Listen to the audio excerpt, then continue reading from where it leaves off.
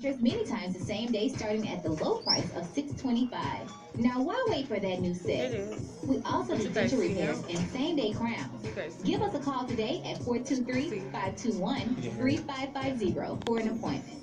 Now back to Aspire 60-Minute Connection with your host, Dr. Thomas Rumph, here on Group 93. Well, right now we have a young man by the name of Devin Cooper. How are you doing today?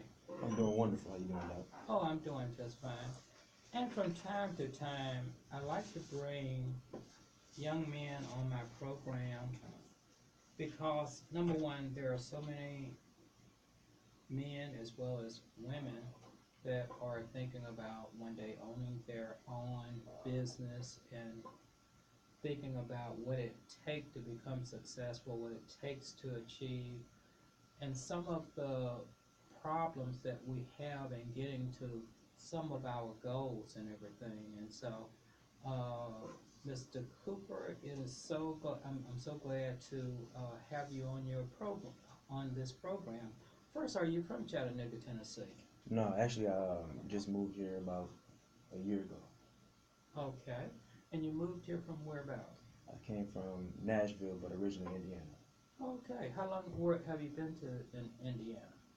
I was in Indiana practically all my life. That's where I started my first business. That's where I first became a leader in the community on a junior city council, um, and really just building and thought I was going to be a football player. I was a football player ranked in the state up there in Indiana, and high hopes for me to go to the NFL and um, basically turn my scholarships down and take care of my sons. Got four of them now, Okay. four sons and a daughter. So, um, I ended up moving here to. I'm investing into my film company, and I moved to Nashville and then here to take it to another level. Okay. Backing up a little bit, so were you accepted to various colleges after after you finished Oh high yeah, school? yeah. I had many colleges that was giving me the opportunity, giving me offers Like where? to be a safety. You had like Purdue. I was gonna go down to Mississippi to Jackson State. You know, Ohio State. I mean, it was multiple colleges that was giving me, attention, and basically I was afraid. I feared not being the father I needed to be to my son at the time. That's a very um, important question. What kind of father did you have? Um, my dad is. I know my dad. My dad was good guy. You know, he was the kind of dad I would say very supportive when it came to sports. Hmm. Very supportive when it came to sports. Um, Comedy, comedian. Hmm. I wasn't raised in the same household as my father, so um, you know, basically I got a lot of discipline from my mother, leadership, and being taught sacrifices and how to treat women, how to walk, how to be focused on something, never quitting anything that you start, and just going all the way to the end. So Hmm. I would say my dad did the best he could do. As far as being a young man when I came into the world and not really knowing how to be a father. I think that if he could go back, talking to him, that he would have been a lot better. Hmm. And over the years, do you think that there are certain things about what he did back then that do you see a change in some of the ways that he thinks today? Absolutely, absolutely. I've had conversations with him recently. Um, he's kept stability on his job and keep a smile on his face. Crack jokes. He seemed to be happy with himself. He's been married for several years to his wife, and I have a little brother that they had together, and a lot of maturity, a lot of maturity. Always a positive conversation with him now. So, How many brothers and sisters have you had? woo. I mean, how many brothers and sisters do you I, have? I got a lot of brothers and sisters. I mean, I can't even count them right now. I got Well, I mean, Let, I mean, are we talking more than two or three? Oh yeah, a lot more than that. A lot more than that. And then see my mom, she had 5 children, but she she raised 8. She Wow. raised 8. So I had one of my stepbrothers, who his father would stepped in, and he was from the streets, and he didn't really know how to be a father at all. He didn't know how to be a family man. And these are the talks me and him have had. So uh, him being the guy that was trying to find himself, we help. We found ourselves together, if that makes sense. So me and my stepfather, we have different kind of conversations, because he's always been a hustler, if you will. Mm-hmm. So I wanted to be the businessman. I wanted to do everything legit, and now he's that guy. So he's told me I've helped inspire him, but um, obviously he had other kids, and my mom pulled them in, and try to teach them morals and respect, leadership, same things that me and my siblings were taught in the household. And unfortunately, my stepbrother, who was the closest to me, we shared beds, everything. He was murdered and killed, running gangs in the streets. So, my you have painted a picture, and I hear your voice. And one question that comes to me, what were some of the main challenges that you have had to stay focused? I mean, I think that can be answered in so many ways. Some of the challenges to help me stay focused, um, being a father, you know, being committed to my wife. I mean, I've had guys 40 and 50 years old ask me, how in the world do you see all these beautiful women and you don't step out, you don't cheat, and it's like, it's not fear, but I've listened to a lot of people with a lot of wisdom. I don't want to be 50, 60 years old with so much to lose. I don't want to be this guy with a lot of accomplishments and don't have that person to share it with. Or I don't want to be that guy who my sons stand up to be 6'3" like me, or even 6'5", 6'6", and tell me that I wasn't a father to them. So I know that a lot of people, discourage the fact of having kids young, but it helped me, and actually it helped me make a decision that most people probably would never have made, and that's turning down the opportunity to go play for these colleges that gave me interest. You know, and I just want to be able to look back at my sons and say that I can hand them something valuable. My knowledge, finances, open doors, integrity, the things that I stand for. I hope that they stand for those same things, and that keeps me going. My wife, who supported me, she's blessed now to be a stay-at-home mother. She's 28 years old, and we've been criticized for that. Because I believe that leaders they break tradition, and people are not used to seeing a happily married couple, and you got all these hardworking women over here, and they don't have the same privileges, or maybe the same honor or respect that another woman has, because she don't have to do the same work they do. But my wife, she's supportive to what I'm, everything I'm doing, and we've built so much together. So we had a vision. I had a vision, and I shared it with her, and it's like a bond that can't be broken. Those are the things that keep me going, because if I didn't have that support, then my mindset may not be the same that it is today. You mentioned to me that your mom was murdered. No, my mom. No, actually, my Your mom. mom was shot. My mom was shot before. Yeah, she Oh, was shot. she's living or what? She's still living. She She's has still. she has a bullet still in her leg, to this day. But yeah, she's still living. Thank God. Okay, thank Yeah. you. What comes into my mind, especially when it comes to a black man, and especially having 2 kids. 5. Well, I'm talking about coming out of high school Okay. Yeah. Yeah. and uh, no, let's say, degree. What kind of jobs were you able to find to support your family coming out of high school? Um, I ended up. And was it challenging, really, finding that kind of job when you finished up in high school? to be able to support your family. That's interesting because you know, when I got out of high school, you know, the fact that I had this opportunity. Everybody in the city pretty much had high hopes for me to do something with football. My Mm-hmm. mother came to me because she's always been hard to me, and she said, "You need to make a decision. You got options. Now you just have to make a decision on what you're gonna do. You're gonna be a father to my grandchild, or you're gonna play football. What you gonna go do? You know." And at that point, she told me. She said, "You know, I had a small job at that time at like Lowe's, making like $8 an hour, but you know, my mom was teaching me how to build my credit and you know just showing me not to make the same mistakes she made. You know, you finna be a man, so you have to lead a family. And basically, she told me it's time for you to rise up and be the man I raised you to be. You know, so she ended up giving me her only vehicle and all that. And I mean, basically, I stepped out. You know, and I ended up sleeping in the car. Um, I ended up going to a job. I remember going to this company called AWS, and I walked in and I asked them specifically, you know, who is your hiring manager? Hiring manager came out there. I said, listen, I need a job. She said, why, you know, why would I hire you over anybody else that's coming over? I said, because, you know, this is life or death. I told her, I said, I need your personal information so I can call and check on the application. I don't want to wait for you.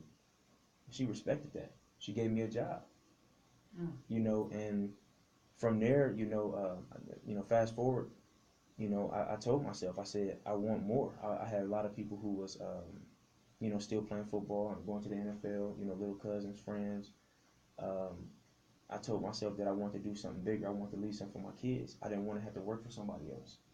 You know, so I ended up selling everything in my apartment. Everything. I'm talking about furniture, TVs, anything that just I didn't have to have at that time. Everything other than food, you know. I sold it. I was criticized. I was dissed. Nobody understood. But I put all that money into, you know, paying my rent that I was behind on at that time. You know, I ended up Hold on. We have a caller on the line. Welcome to Aspire 60-minute connection and your question or comment. Hello? Thank you. how you doing?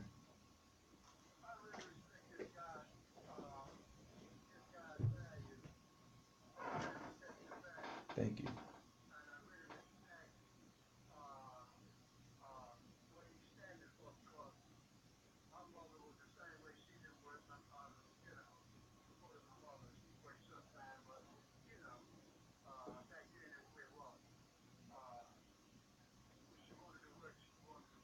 Hmm.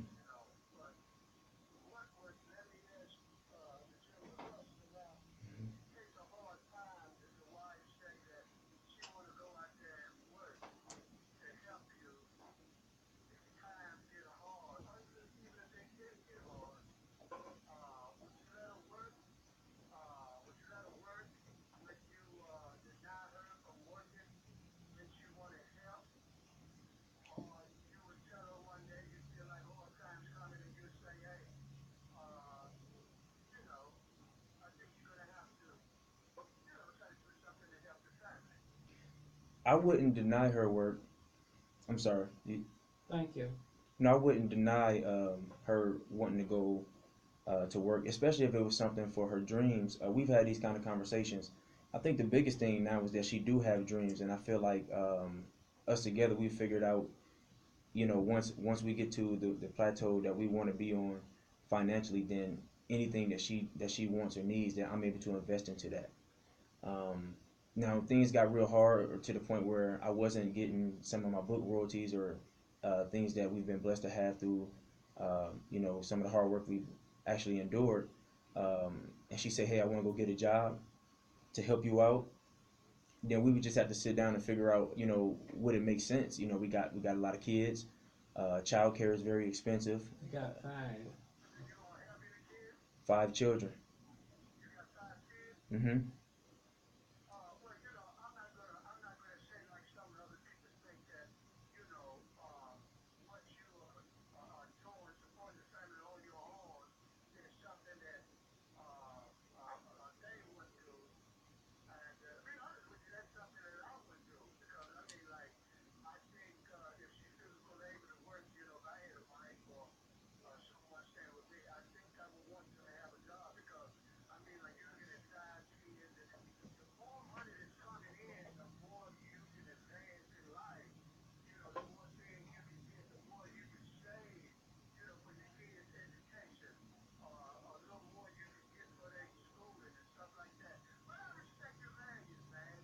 Thank you.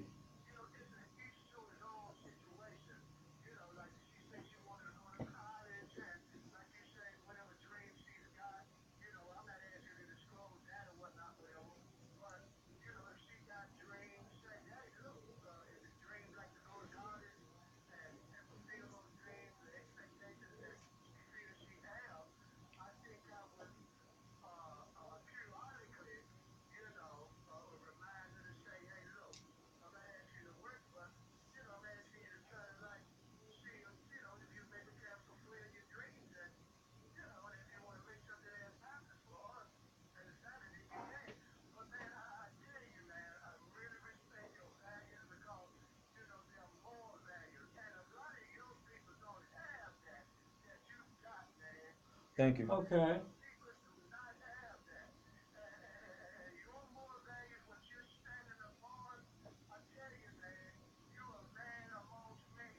Thank you. And thank you. You as well. Thank you. Appreciate it. And the phone number here is 423-642-9393, 423-642-9393. And you mentioned about you sold everything, Yeah. and the reason for selling everything was for what reason? I was behind on rent, and I wanted to start my own business, and that was one of the options that I had was to be able to do that and make sure I was ahead on my bills for my family. And what business is it that you was trying to start? That very first business was actually a vending machine company. So what I did was I had a friend who was already very successful in business. So I went to him and I told him, whatever it is that you need me to do for free, allow me to do it because I just want to be up under you to learn business, you know. And what I did was I ended up working for him.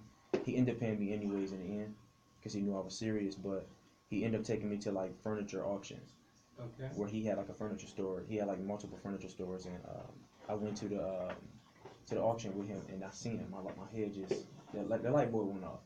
I seen some vending machines, and nobody else saw it. I started bidding on them, and I ended up getting like 3 or 4 machines that day. That probably would have been worth like almost $20,000, and I got them for like a few thousand.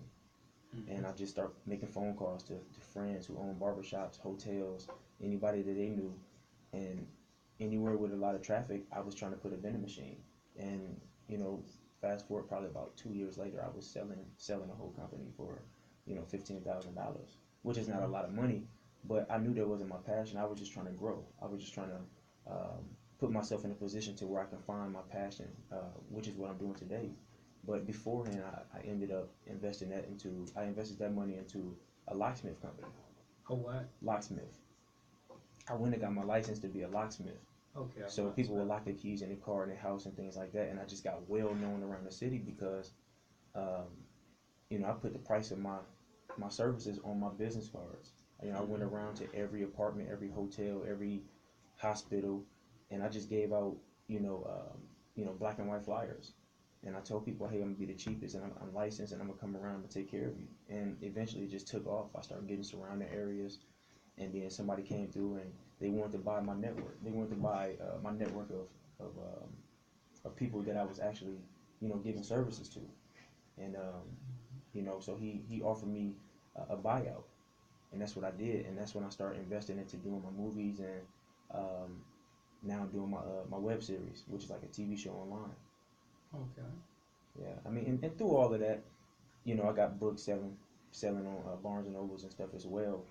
So I get a book royalty now. It's gotten to the point where it's sold so well that they pay me a book royalty. And what's the name of the book? I got a book called "Help Your Thoughts Before They Hurt You" that I wrote that for my peers. It was short. A lot of my peers hadn't really did a lot of reading, so I wasn't gonna write a 200 or 300 page book. I just wanted to show people, that was in my same age group, hey, regardless of where you come from, what you've been through, you can do something. You just gotta change your mindset. You gotta change your surroundings.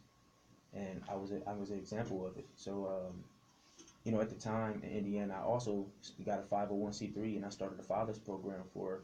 After my brother was killed, I started a fathers program called Second Home of Fort Wayne Inc.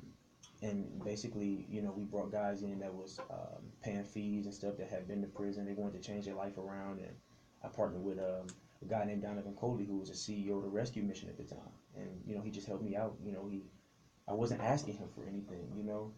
not like money or anything, but what I wanted from him was the facilities and things like that, and he respected that. That I was coming at him with a 501c3. I was legit. I had 15 and 20 guys that was between the ages of 20 and 30 that wanted to change their life. They had all been in prison, and he helped me out. I mean, he helped get like six or seven of them jobs, and the rest of them, besides one of them, ended up starting a business or getting a job. But what is it that leads so many like guys into crime? You know, you was pretty much exposed to many of the same things as your brother.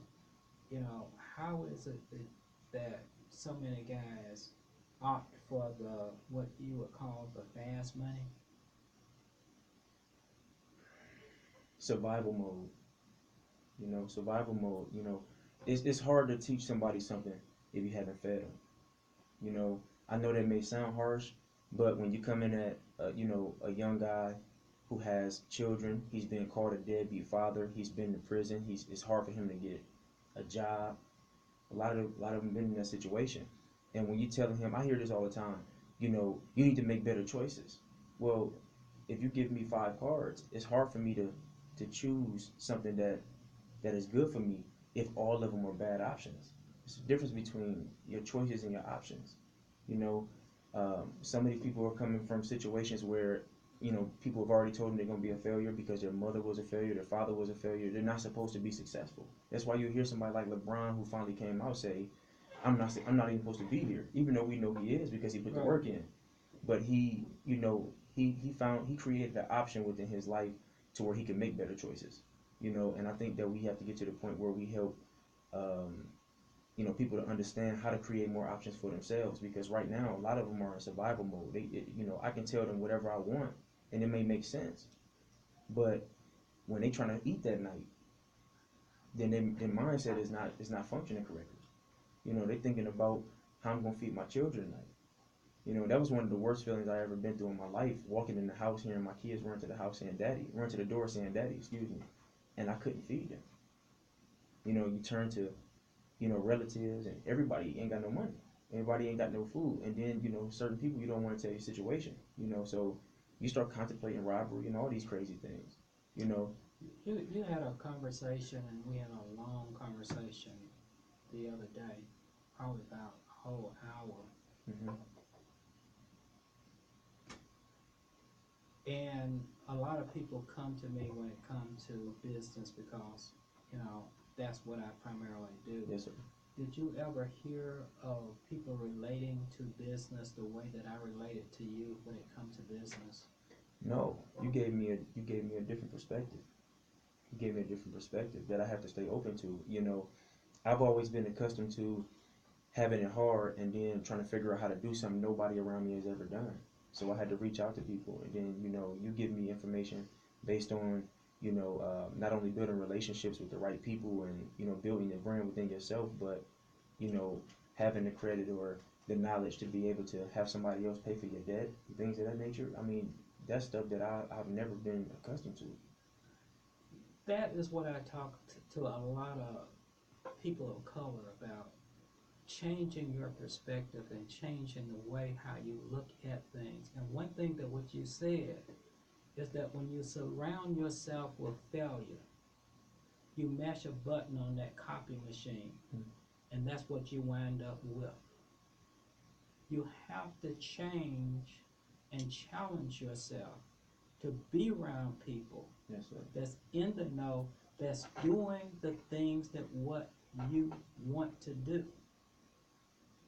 And when you do that, and then sometimes some of the old relationships that you used to have you used to surround yourself with, sometimes you have to get scissors and cut off that relationship. Mm-hmm. And that sometimes is so hard because over a period of years you become comfortable with those kind of relationships, and when you're trying to change, you have to sometimes change by being and surrounding yourself with people that have done it, Mm-hmm. that people that can tell you a whole new insight, step by step, as to how to go about making those Right. accomplishments.